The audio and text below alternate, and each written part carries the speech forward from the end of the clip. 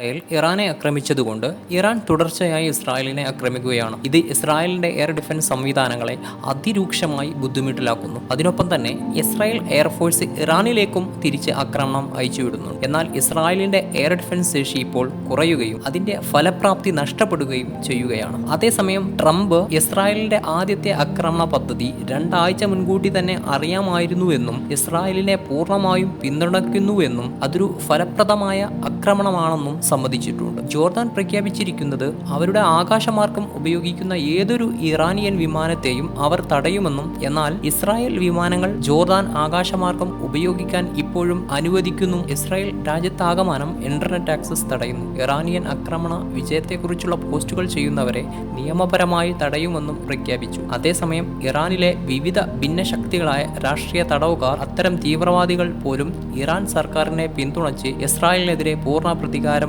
ആവശ്യപ്പെടുകയാണ്. ഒടുവിൽ UN സുരക്ഷാ കൗൺസിലിന്റെ അടിയന്തര യോഗത്തിൽ ഇസ്രായേലിന്റെയും ഇറാനിന്റെയും അംബാസിഡർമാർ പരസ്പരം കുറ്റപ്പെടുത്തലുകൾ ഉന്നയിച്ചു. ഇരു രാജ്യങ്ങൾ തമ്മിലുള്ള ഈ സംഘർഷം കൂടുതൽ രൂക്ഷമാവുകയാണ്.